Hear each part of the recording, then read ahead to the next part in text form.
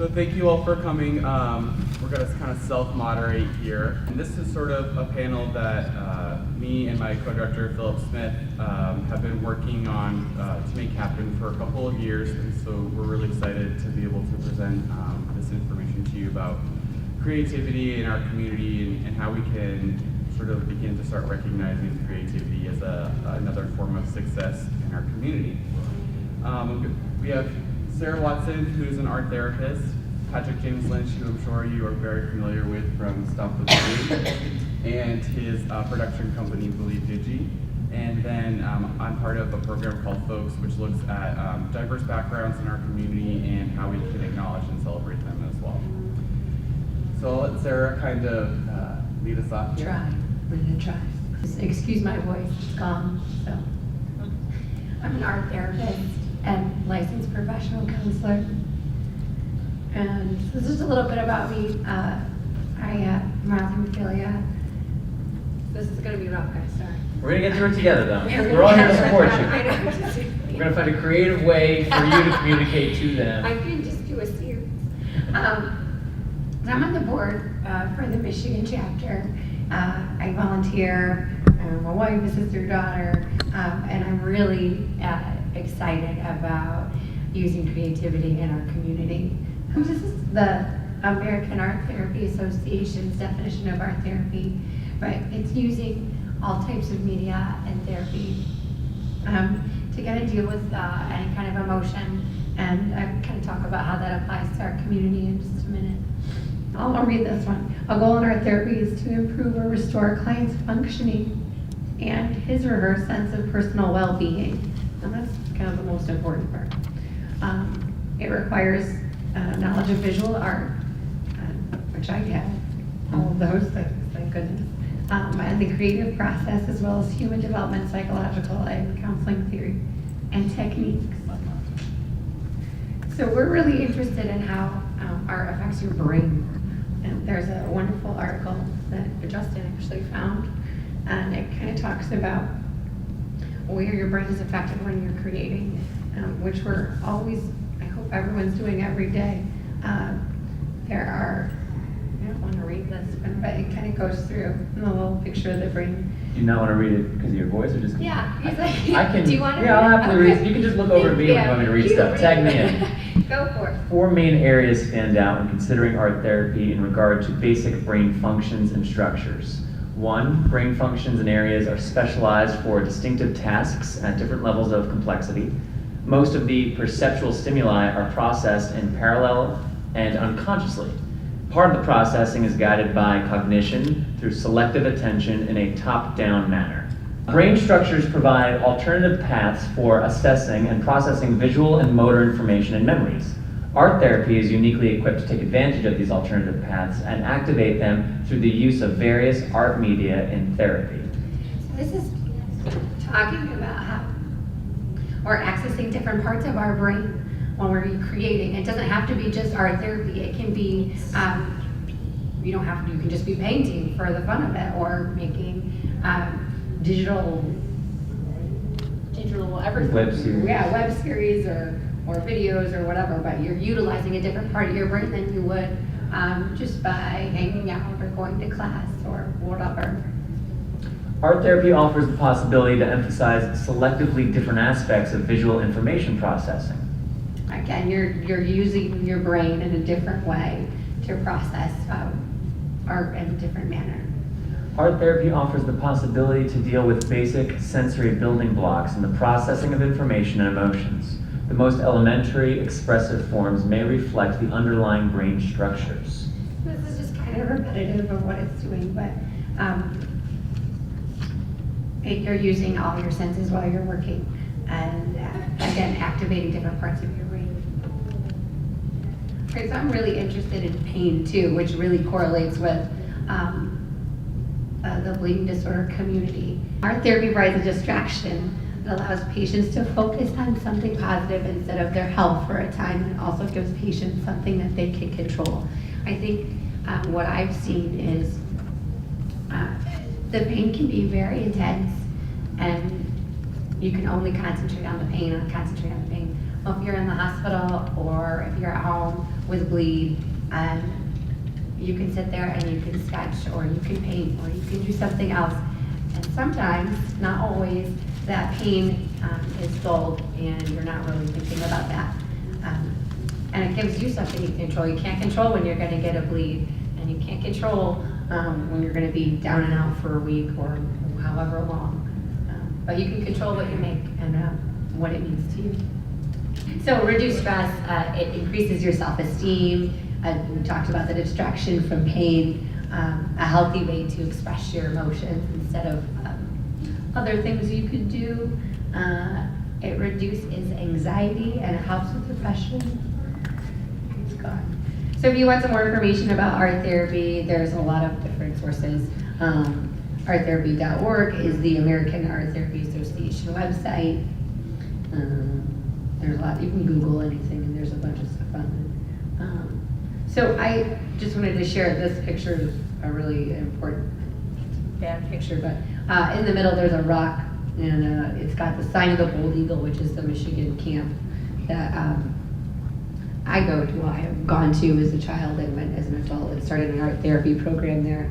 And one evening we took out, for the last day of our staff training, this is kind of explaining anything can be art. We had a very big circle of people with candlelit, those are cubs, and we were able to kind of talk about our experiences together and what camp was going to mean to our campers that were coming the next day. And it was just an activity that we all did together at dark, and it was a beautiful experience, and they continue to do this even when I'm not there, which was a pretty amazing experience. So it can be anything from painting to doing something like this.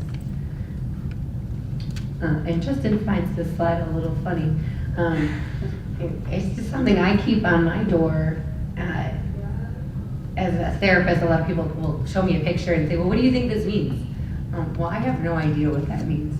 You need to tell me what's going on. But what I do know is that when you're making art, it's affecting your brain in a positive manner. So I can't tell you what it means, but I know that it's helping you.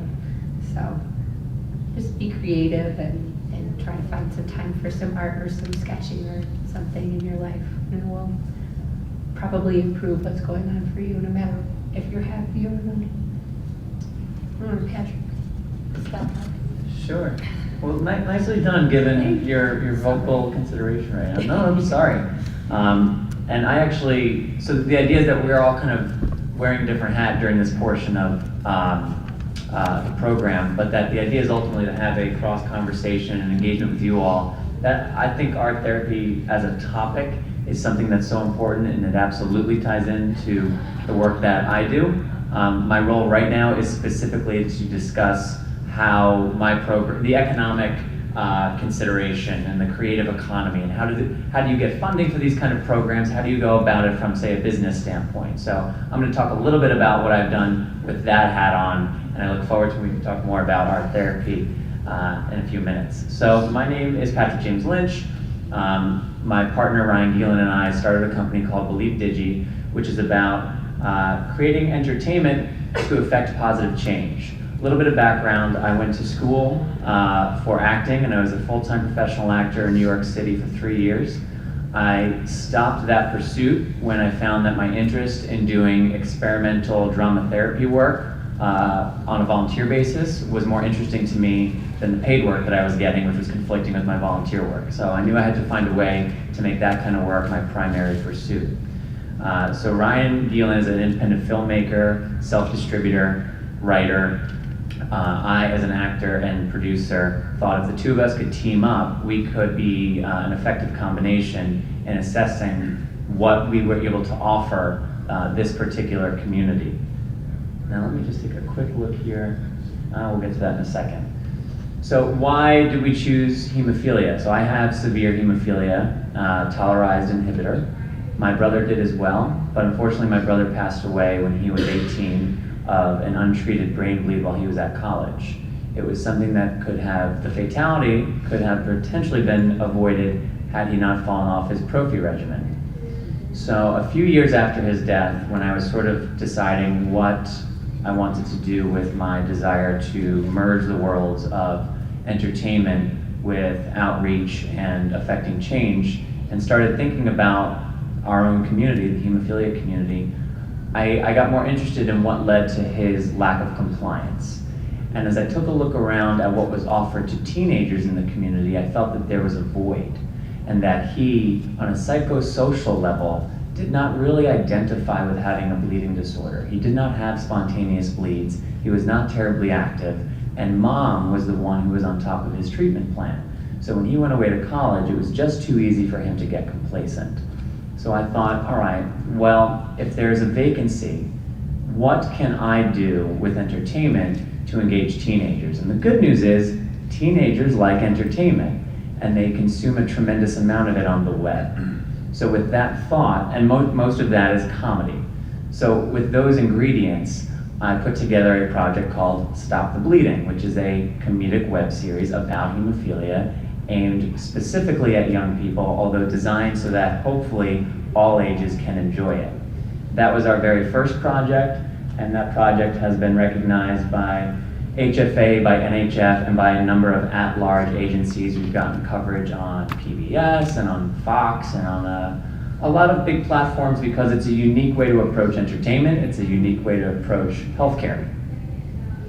So I have some slides from that project and one other, and I'll talk a little bit more specifically about how, again, from a business standpoint, we went about making these happen. There's a little bit of a misnomer with internet media, because while probably the majority of us in this room have a phone that within a few minutes you could take a video, post it online, and share it with friends, it's not that simple to build an audience and to be able to create value in what you're sharing, because that level of accessibility has made it extremely simple for anyone and everyone to share online. And as we all know, our Facebook feeds, our Twitter feeds, our YouTube feeds are overpopulated with content. So how do you break through? And how do you reach the most stimulated population with online content? Young people, teenagers, production value. We knew that if we wanted to really impact young people, we needed to have a budget that would afford us the opportunity to do some pretty eye-catching things. And in order to do that, we had to seek funding. So how do you go about getting something creative funded? Unfortunately, and this is why I so appreciate the work that Sarah does, unfortunately the arts, as we know, not just in this community, but in this country, are constantly subject to being underfunded, underappreciated, underdeveloped. And we seem to want to import it from other countries instead of creating it ourselves, or nurturing it, I should say, ourselves. And there are only so many hours in a day, and as I said earlier, I could no longer afford to just volunteer for these kind of programs. I had to figure out how to get it funded. So the first step, I believe, in any business plan is, what need am I addressing? What's the vacancy? Where is there something that I'm not simply creating redundant material, but something that's new and fresh? Getting to impact young people online, there wasn't a cohesive, through digital media, there wasn't a cohesive effort in that area. So that was something that I could offer. That's number one, assessing what the need is. After that, identifying what exactly do I bring to the table, what exactly does Ryan, my partner, bring to the table. I am a member of the community. I do have a story. I'm an actor. I have a network of people who have been on television and film and in theater. We have a professional production team. We have a member of that team here right now filming this. Say hi, Josh. Hi, Josh. I like to involve the guys behind the camera as well, you know? So identifying what the specific value add that I bring to the table is, so that it's not simply saying so Baxter supports Stop the Bleeding through charitable giving. And if it was something that Baxter could handle internally, maybe they would, but I'm able to specify, here's what I do, here's why you need me. Not only am I assessing the need, I'm proposing the value add. So that's step two. Step three, and I already gave this one away, recognizing what is the economic engine within the given field. So though it's a creative endeavor, it's specifically targeted within the hemophilia population. And as we all know, there are kind of the usual suspects, so to speak, when it comes to the economic drivers of new programming and new initiatives within this community. So we went to Baxter with Stop the Bleeding. They understood it. We talked about, can it go through marketing? Can it go through charitable giving? What kind of regulations do we have to worry about? And once we got through all of that, we found a home for it with Baxter through charitable giving. Developing a strategy that will serve all parties. So to Sarah's point earlier about art as an expression and opening parts of the brain and processing, engaging parts of yourself that might otherwise stay dormant, for the purpose of self-expression and self-development, that's fantastic. But if I am going to give you money to create art, what do I get out of it? So being able to assess, okay, Baxter, well, you're going to be branded with something that the teenage population is going to feel really good about. They're going to enjoy this project, they're going to find it fun, they'll share it. Psychosocially, it should help them identify someone with a bleeding disorder, which I believe will help lead to better compliance. We're going to preach compliance, we're going to preach healthy living, we're going to preach safely pushing your boundaries, all positive messaging. You get to be associated with all of that. They liked that. On top of it, we also have to keep in mind our target. So again, it's art that's not just about finding within me how I benefit, not just finding how the sponsor benefits, but ultimately, again, this is for a certain population. They are the first and foremost priority of Stop the Bleeding. What are they going to think? How are they going to enjoy it? So making sure that all parties involved have a very specific benefit that I can speak to when seeking funding for a new project. And then the fifth consideration on this list, so just to go through, because I didn't create slides for it, I just decided I would tell you. Assessing needs, identifying my value add, recognizing the economic engine, making sure all parties have a benefit. The fifth piece being comprehensively accounting for the impact. So something that I think Ryan and I do very well, we've had some pretty lengthy conversations about this kind of stuff, is it's one thing to say you're going to do something, it's another thing to do it, and it's a third thing to account for how you did it. So we do a nice job of combining hard numbers with soft anecdotal stories from the community to say, here's how we reached people, here's what the impact was, here's what worked out really well, here's what we'd like to try next time, and here's our proposal for how we can grow this forward and how we can scope up. And thus far, we've found when doing that, it's been extremely effective and very well received, not just by Baxter, but by our sponsors for other projects as well. Let me actually click this little button here to show you what else we got. So I have a couple of pictures just from Stop the Bleeding to talk a little bit about choices we made and kind of what makes it unique. So that's Bleedatron. Bleedatron is a giant robot who believes that one of the best ways to advocate is to dress like a giant robot in a sandwich board costume to get the attention of people such as our little friend there on the right, who was my favorite guy that day. It's these kind of moments, they're silly, they're laughable, potentially dismissible, but it's what people remember. And the fact of the matter is, Bleedatron was preaching compliance and access to your medicine. So as goofy as it was, the underlying message, and there's studies to support too, the benefits that comedy has with education. If I can make you guys laugh at all today, and I'm sorry I'm not doing more of that, you're more prone to take something away from what I'm saying.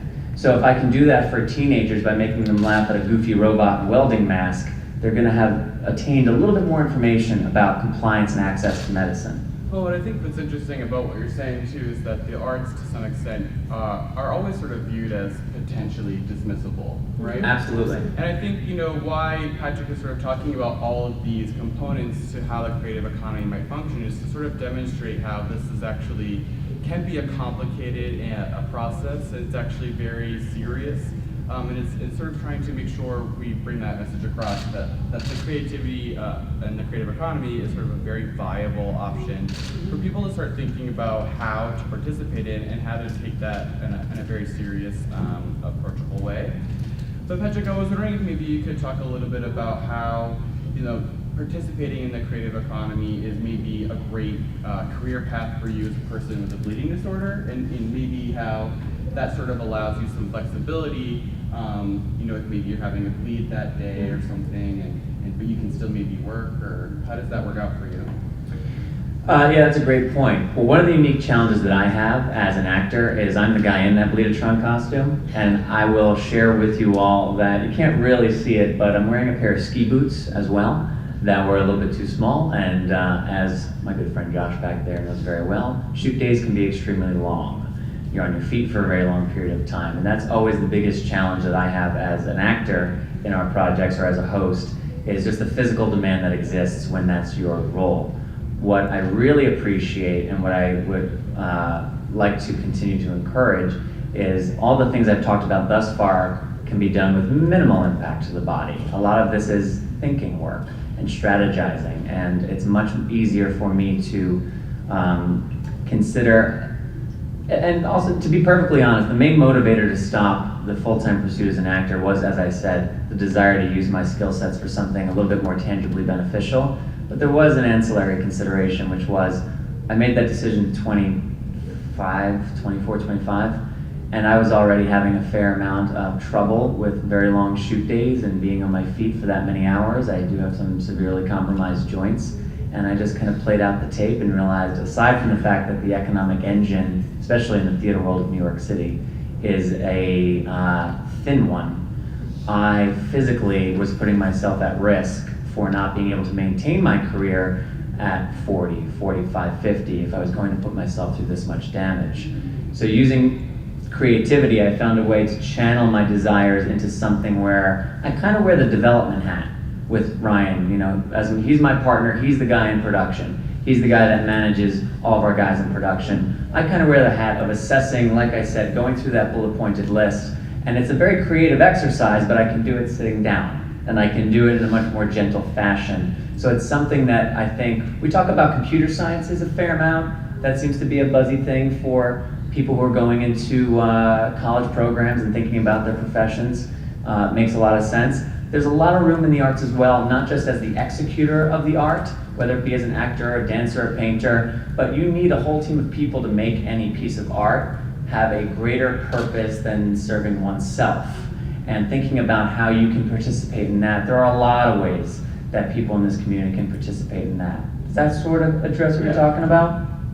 There's a reconciliation between, you know, wanting to do the project that you're doing, you know, doing these really great, you know, volunteer works and providing programs and resources to the community, but then at the same time, it sounds like those choices were influenced by an acknowledgement of your situation, right? And so that, Yeah, absolutely. yeah, I think that's sort of perfectly okay. And I think it's a great way of opening a door to that creative economy, is to sort of be aware of, you know, this is what's going on with me, and how can I, you know, be successful in the ways that I want to be. And I think sometimes looking at a modification plan to that, you know, to that grand idea, you know, celebrity, actor, Hollywood, red carpet, you know, how do we look at success as being always the Academy Award? Right, or do we look right. at success as being like, I'm doing these sort of on the ground grassroots things that are sort of making impacts firsthand, right? You know, yeah, and I know this is where your portion is going, and I'm happy to just do as much of this as we want and take questions. I mean, it's completely up to you, but to speak specifically to that point about how do we identify success, something that was preached to us when I was in an acting conservatory is, it is tempting to say, I go in for the audition, I come out, I get the part, I don't get the part. I get the part, success. I don't get the part, unsuccessful. I don't believe in that. I can't control whether or not I get the part. And I don't believe in giving my sense of success over to other people. So I have my own goals for the day. For example, like I just said, with those 5 things that I consider with any project, if I can make a check mark next to each one of them that I've accomplished those, it's nice to get awards. It's nice to be recognized, but I take satisfaction if I can check off my own to-do list when it comes to doing good with my art. I don't let other people have that control. And that can be, it's to that point earlier about, I can't tell you what this art means, but I know that you benefited from it, and therefore I appreciate it. The success is determined by the self, not determined by other people, not determined by the chaos and things that are out of our control. If you want to get, you know, I found it interesting learning much more recently about Ryan White, and there was a made-for-TV movie made about his story in the late 80s, and Ryan, for anyone who doesn't know, Ryan White had hemophilia, was born in Indiana, was the first nationally known case of pediatric HIV/AIDS in America. The Ryan White Care Act is the largest program for people living with HIV in the world. I know it is in the country, in the world, I believe. And during the made-for-TV movie process, he really took to movie making. And his mom and I have talked about his experiences on set and how he was inquisitive and wants to know about this and what does that guy do. And you know, it was neat hearing all that, because if you watch a film, you may see however many actors on the screen, you know someone wrote it, you know there's a director, but then it goes to credits at the end and those roll for 6 or 7 minutes. It takes a lot of people. Now, a lot of them are doing physical work. I can't do what Josh does. I can't be on my feet hauling equipment all day long. I can appreciate it and be a part of the team. I can't do that, but I can do other parts of it, and there are a lot of other parts of it. So part of success also recognizing, like you said, disassociating with perceived forms of success. You know, behind the camera guys, you're not going to see them in Entertainment Weekly. So if your idea of success is being on the cover of Entertainment Weekly, okay, well, that's going to be a problem for a couple of reasons. But if you can say, I want to contribute to this greater good, I understand the value that film has in American society, which I do, I'm very willing to wear any number of hats in order to get a good project done, because it's not about me, it's not about the perception, it's about the value of the project as determined by the people who are making the project. That's what success is in the arts. That's a great segue. Let's do it. Yeah, please jump in. My name's Justin, and I have a severe hemophilia A, and about 2 years ago I developed an inhibitor.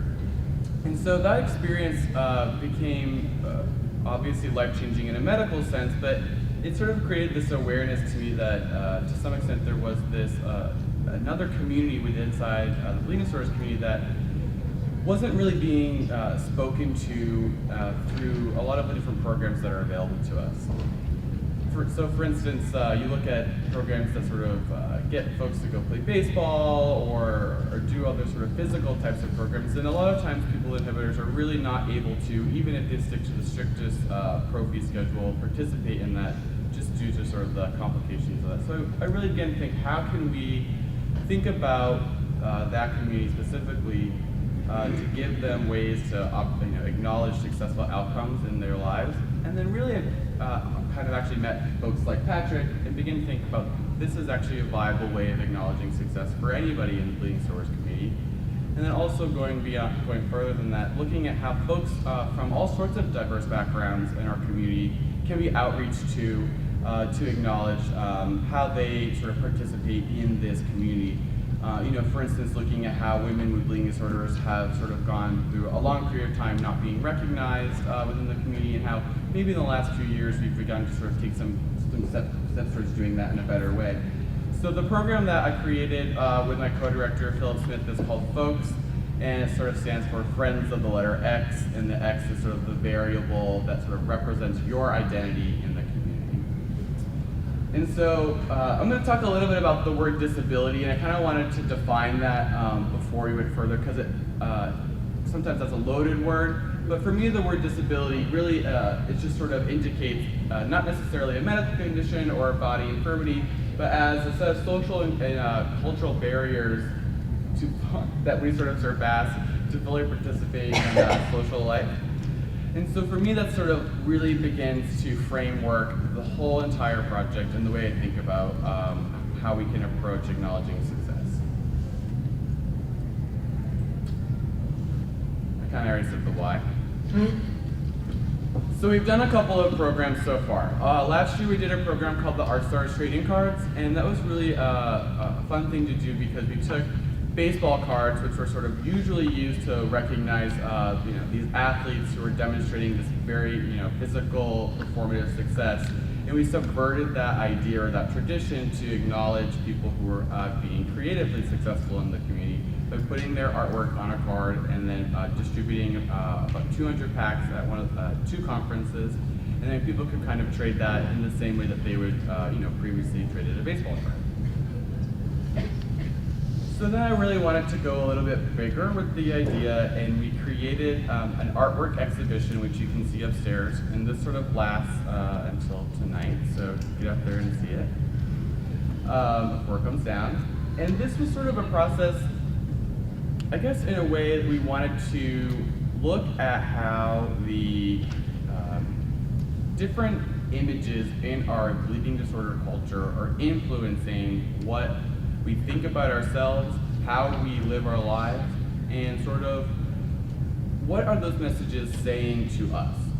you might see an advertisement where a factor product is marketing to you that you need to run fast, or you need to be biking a lot, and you sort of say, okay, well, how does this impact me with my disorder? If I have a bleed, does this mean that I'm not having a successful outcome because I can't do that thing? And so thinking about how those images are influencing you, and I think a lot of times we don't necessarily see it right away. We have to almost take the time to read the image and understand what the sort of subliminal message is. Blood Work is an exhibition that sort of attempts to reclaim bleeding disorders images. It's images by the bleeding disorders community for the bleeding disorders community that sort of show our story from our perspective, and no one is telling us what our lives should be. Is that too passionate? That was fantastic. I'm ready to go fight the fight.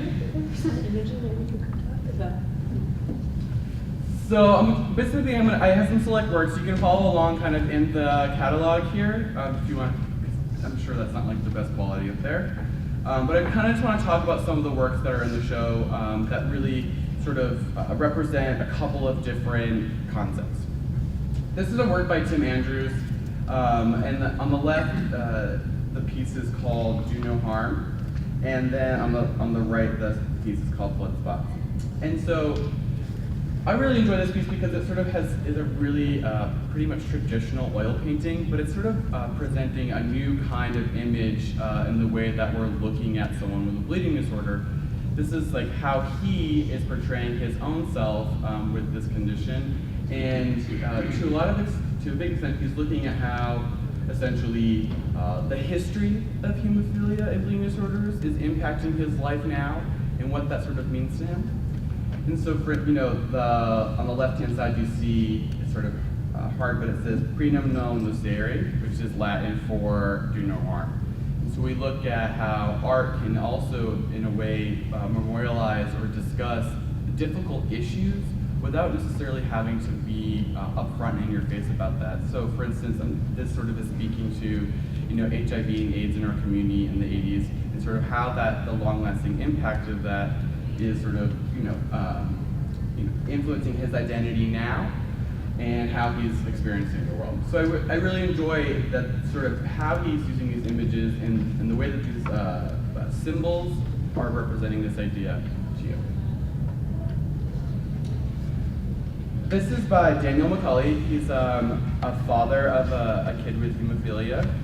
What I really like about this too is that sort of one, he's a photographer in general, and he would be doing photography just as his job and around. And then all of a sudden, as hemophilia began to impact his life specifically, he kind of turned the lens around back on himself. And I thought that was sort of like a really great way to show how, through a creative process, you can almost go through that process of understanding how hemophilia or bleeding disorders are impacting your life through the image. It's a really great process to understand, essentially, how it's making that impact. And what's great here is it's actually, Felix is out of the frame, but this is his sister, kind of infusing his background for him. This is a process book by Christian Harris. I found his work searching online. I was doing hemophilia, art, bleeding disorders, and found him on this very obscure art sharing website called The Hands. I mean, kind of obscure if you're not in the world of it. And I just was blown away. The work is amazing. So he basically makes work about hemophilia and the Russian Revolution, talking about Prince Alexei, talking about the Romanovs and sort of the downfall of this institution. And in a lot of ways, it sort of parallels how we can look at how, without effective treatment, hemophilia can actually have this very sort of destructive quality to it. And making those comparisons between the past and the present, I think, is very evident in his work. But this book also sort of provided him inspiration to create, and I don't have images of this, a fashion line that sort of uses these ideas to create clothing in a sort of art, in a performative way. This is maybe hard to see, but essentially, this is by Sachin, right? And I have a hard time pronouncing the last name there. But it's called procedurally generated trees. So essentially, I really wanted to acknowledge and celebrate Sachin because he's using technology to create artworks. And sort of, this is another way that we can look at the sort of intersection between careers and coding and technologies and viable career paths, and also using that sort of data to create or influence your artwork. And this piece, this code, generates these trees that sort of are live on the screen, forming new branches and stuff. This is a work by Ash Conrad. Ash is actually unaffected by hemophilia or bleeding disorder. She works with a researcher in University of North Carolina, Chapel Hill. And this is a researcher who's working on treatments and understanding hemophilia C factor 13 deficiency. And so I thought it was just sort of an interesting way to look at how, you know, the reaching hand of our community and how it sort of can affect other people's experiences. And so since that she started working with this researcher, and the researcher has pushed her into, not pushed her, but suggested that she had submitted this work, has now taken sort of even bigger active interest in participating in the community. And I thought it was sort of interesting that this artwork sort of was a way that people can find a path into bleeding disorders to volunteer in a sense. So. Yeah, do you mind if I just put another point on that? That's such a great benefit that I think we should highlight of the role that creativity in arts has, and speaking specifically about the bleeding disorders community. If you think about how we learn history, we look at paintings and murals and accounts. Now there are science journals, but we're not going to reach that many at-large people by offering them a science journal on bleeding disorders. However, you show them something beautiful and something artful and a form of expression. When you talk about owning the image, not just owning it for ourselves, but this is what we put into the world. You know, we're very cognizant of that with Stop the Bleeding, that because the idea is that you should be able to just enjoy it whether you're part of the community or not. I actually had one pre-med student tell me that she was changing her focus. Ultimately, I mean, we talked for a long time after she found the show. She was changing her focus in med school to hematology with an emphasis on hemophilia because she started learning about the community, having been first introduced by Stop the Bleeding, by our friend Bleedatron in the dumb welding mask. So it's a door opener. It engages people outside of the community as well. And perhaps the most profound way, again, let's putting the science and the medical side to the side for a second, it's the best way we can communicate. We were talking about this the other day. Josh looked at our piece on what we've done at Believe Digi in the last few years, and you've worked with us on pretty much everything in some capacity or another. We had 9 people from Believe Digi, I'm the only one affected, here at this conference. And we've had some at other conferences. They want to get involved above and beyond what we're doing at Believe Digi. So it's a fantastic, like, we can't emphasize this part of it enough either. We put the face on the community for the people outside of it. This is a work by Chinedu Felix Ashupu, and it actually has nothing to do with bleeding disorders exactly, but it's sort of, but I can still see it there. You can sort of still see sort of this, the reference to an acknowledgement and sort of very intimate experience with pain and suffering. So this is actually sort of about his experience or reaction to the events that happened on 9/11. So even though we can sort of, not say this is specifically about bleeding disorders, I think we can sort of see how maybe those things are being informed. So that's sort of the end of the images I can show you, but really it's, the whole point of the exhibition was to go through this process of how we can reclaim our image. And I think that really in terms of how we are being represented to each other and to the world, we need to look at sort of what that looks like and how we can be more involved in that process and sort of make sure that the images are accurate, right? Yeah, it's something that we feel comfortable associating with, and it's also important not just for the at-large community and for our own community, but hemophilia has a unique role in the rare chronic disease community, whether it be on the legislative level, whether it be on the advocacy level, on the scientific level. I think the same is true in terms of image and perception, to destigmatize what it means to I love that quote, by the way, from earlier, that Michael Davidson, the definition of disability. I think we have a responsibility, or at least I'll speak for myself, I feel the responsibility to not just think about how what I and our company puts out affects this community and reaches a general population, but how it can also have a lateral effect to our brothers and sisters in other communities, other rare disease communities. And so I'm gonna just do one more quote for you, and then I'm gonna open it up to any questions. And I think this is just, as image makers and as people who are creative, I think it's important for us just to kind of remember this one thing. But by framing sort of disability in the arts exclusively in terms of that social stigma, or on the other hand, advocacy, we need to make sure we're not limiting disability aesthetics largely to those very specific thematic matters. So because otherwise we're going to sort of leaving these formal questions unanswered. We don't have, you can be creative, and I think this sort of speaks to more what Sarah's sort of interested in, is that even though we can sort of take this stance or be advocates or be talking about deconstruction of images, we can also sort of just be looking at those formal qualities for what they are, right? Can you do the part again? And I mentioned earlier how much respect I have for what Sarah does, and I'm not big on when people on panels just kind of applaud each other's accomplishments, because it can get pretty self-indulgent. But Justin, you are doing something that is unique, that is difficult, that no one asked you to do, but we all benefit from, and you're doing it with limited resources, a lot of energy, extreme intelligence, and excellent execution, and you really deserve a lot of praise for that. So thank you for doing that. Thank you. And you as well, Sarah.